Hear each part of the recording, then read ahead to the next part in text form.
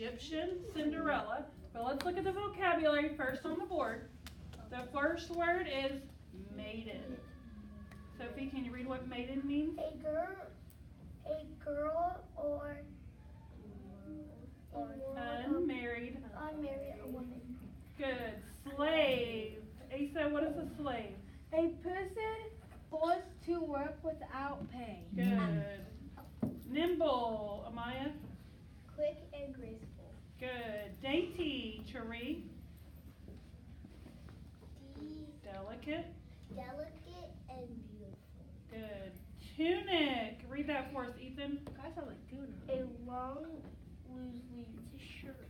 Fitting skirt. Sounds like Falcon. Martin? a bird of gray. Good. Now, when you hear these words in the reading, I want you to just thumbs up. Okay? That way I can know you're noticing. Okay, the Egyptian Cinderella. Long ago, in the land of Egypt, where the Green Nile River widens to meet the Blue Sea, there lived a maiden called Rhodopis. When she was still a small child, Rhodopis had been stolen by pirates. She was snatched from her home in Greece, taken across the Sea of Egypt, and there sold as a slave. Like the Egyptian servant girls, Rhodopis went to the water's edge each day to wash clothes or to gather the reeds that grew along the riverbank. But Rhodopis looked different from the Egyptian girls. Their eyes were brown and hers were green. Their hair hung straight to their shoulders, while the breeze blew hers into tangles. Their skin glowed like copper, but her pale skin burned red beneath the sun. That was how she got her name. For Rhodopis meant rosy-cheeked in Greek. Rosy Rhodopis, scoffed the servant girls, hissing her name between her teeth. Rhodopis pretended not to hear, but she blushed rosier than ever. Although her master was kind, he was old and liked to doze beneath a fig tree. He seldom heard the servant girls tease Rhodopis. He never saw them ordering her about. "Hurry, Rhodopis," they would shout out at her. "The geese are in the garden eating up the onions. Mend my robe. I'm hungry, Rhodopis. Bake the bread." Rhodopis always hurried to do their biting for the Egyptian girls were household servants, and she was only a slave. Okay, turn and talk to your partner really quick and talk about how this is like the real Cinderella story. Egyptian skin. The girl was Egyptian skin. That's all I knew. Yeah. Talk with your mind, Haley. Hi, Jeremiah. Okay, 1, 2, 3, eyes on me. 1, 2, eyes on you. Okay, real quickly, Chloe, can you tell me how this story is looking like the real Cinderella story? Yes.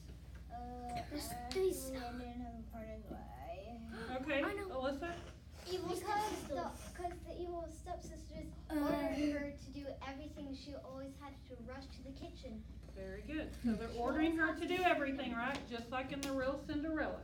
Very good. She's a young person. Rhodopis found friends among the animals instead.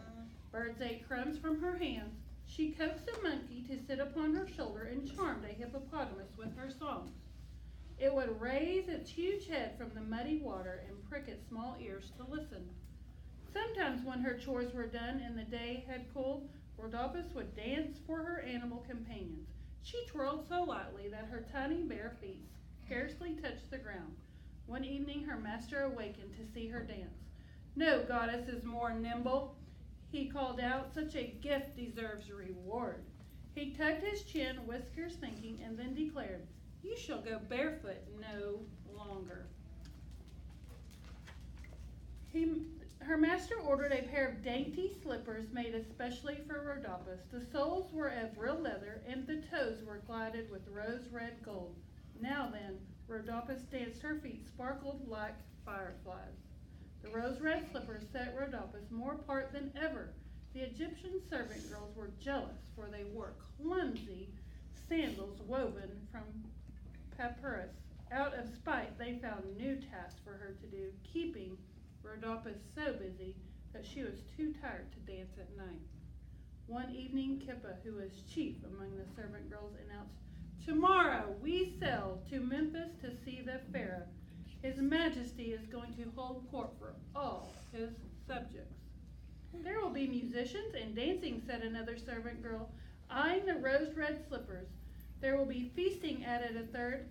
"Poor Rodolphus, you must stay behind," Kippa jeered. "You have lean to wash, the grain to grind, and the garden to weed." The next morning, just as raw the sun was climbing into the sky, Rodolphus followed the servant girls to the riverbank. Kippa wore a necklace of blue beads. Bracelets jingled from her wrist of the second. The third had tied a many-colored sash about her wrist, although Rodolphus wore a plain tunic. On her feet were the rose-red slippers. "Perhaps they will let me come along to see the Pharaoh after all," she thought. But the three servant girls pulled their raft around the bend in the river without giving Rodolphus a backward glance. Rodolphus sighed and turned to the basket piled high with dirty clothes. "Wash the linen, weed the garden, grind the grain." She slapped the wooden paddle against the cloth in time to hear her song. The hippopotamus, tired of so dull a tune, pushed out the reeds and splashed into the river. "Shame!" cried Rodolphus, shaking her paddle. "You splattered mud on my beautiful slippers." Turn and talk to your partner about what else you see is similar to Cinderella. What else is going on? Turn and talk. A couple seconds. Remember when you got mud all over my slippers? You're gonna pay from a whooping because you like Okay, 1, 2, 3, eyes on me. 1, 2, eyes on you. Okay, Maya, what is happening that is similar? Okay, they're going to a ball, just like Cinderella. What other thing, Ethan? That they're making her do all the other work. Okay, I'm looking for one other thing. Sophie? They all have mean sisters in them. Okay, I found something. what? The words. Okay, one other thing I'm looking for. The bird had stolen a shoe, and then the prince is gonna find a shoe, and then find him. Okay, so the shoes. You're noticing the shoes. She got nice shoes, didn't she? Okay, good. She polished the shoes on the hem of her tunic until the rosy gold glittered in the sun. Then she carefully put them on the bank behind her. "Wash the linen, weed the garden," Rodolphus began again, when suddenly a shadow fell on the water. Rodolphus jumped up. A great falcon, the symbol of the god Horus, circled in the sky with wings spread so wide that they bottled out the sun. "Greetings to you, proud Horus," Rodolphus murmured. She bowed her head and felt a rush of air on the back of her neck.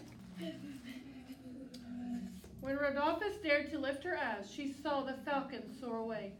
Dangling from his talons was one of her beautiful slippers. "Stop," she pleaded. "Come back." But the bird did not heed her. He flew toward the sun until he was no more than a dark speck against the gold. Rodolphus bit her tongue. One shoe was worse than none at all. Now she'd have to dance like a stork, hopping about on one foot, and even the monkey would laugh. Rodolphus tucked the slipper into her tunic and turned to the laundry, slating the river with her tears. After Rodolphus had lost sight of the falcon, the mighty bird followed the course of the Nile to the city of Memphis, to the square where the Pharaoh was holding court. There the falcon watched and waited. The Pharaoh's name was Amus. On his head he wore the red and white crown of the two Egypts. The double crown was heavy and pinched his ears. He preferred driving his chariot fast as the wind to sitting on the throne. Amias yawned. At that very moment, the falcon dropped the rose-red slipper into his lap. The slipper was so bright that Amos thought it was a scrap of sun. Then he saw the falcon wheeling overhead. "The god Horus sends me a sign," exclaimed the Pharaoh. He picked up the rose-red slipper. "Every maiden in Egypt must try this shoe. She rose foot, if it shall, for whose foot it fits shall be my queen. This is the will of God." Amos dismissed the court, called for his chariot, and began his search at once. Egyptian servant girls arrived in Memphis, they found the throne empty and the seats deserted. They were so angry. On their return, the event seeing Rhodopis without her rose-red slipper did not please them. Slaves are better off barefoot, snapped Kippa. Slave. Okay, turn and talk real quick. And what else are you noticing that is very similar to Cinderella? Turn and talk to your partner. Like in the real Cinderella, the prince found his shoes. Okay, 1, 2, 3, eyes on me. 1, 2, eyes on you. Ruby, what are you seeing? She lost the shoe. Okay. And then at the ball, she finally got to the ball, and then the Pharaoh gives her the shoe back, and then they get married. No, not yet. We haven't seen that yet, Evan. The Falcon gave the shoe to the king, and now he's saying, whoever wears this shoe shall be my queen, just like in Cinderella. Very good, very good. The Pharaoh journeyed to distant cities. He tracked the desert where pyramids tower over the sand, and he climbed the steep cliffs where falcons nest. The rose-red slipper was always in his hand. Wherever he went, women and girls, rich or poor, flocked to try on the slipper, but none could fit into so small a shoe. The longer Amaya searched, the more determined he became to marry the maiden who had lost the tiny slipper. He summoned his royal barge and vowed to visit every landing along the Nile. The barge was huge with sails of silk. Trumpets blared and oarsmen rode to the beat of gongs. The din was so dreadful that when the barge rounded the bend in the river, Rhodopis fled in alarm. But the servant girls ran to the water's edge. Now we will see the fair, cried Kippa. Amaya held up the rose-red slipper. Whoever can wear this shoe shall be my queen, Amaya. The servant girls knew that shoe and knew its owner too. Yet they clapped their hands over their mouths and said nothing. If one of them could wear it first, Kippa, then the others tried to put on the slipper. Each cramped her foot and curled her toes and squeezed until tears ran down her cheeks. Still, her heel hang over. Enough, said Amias wearily. He would have set sail again, and he not chanced to see Rhodopis peering through the bushes. Come, he commanded. You must try this red slipper. The servant girls gawked open-mouthed as the Pharaoh kneeled before Rhodopis. He slipped the tiny shoe on her foot with ease.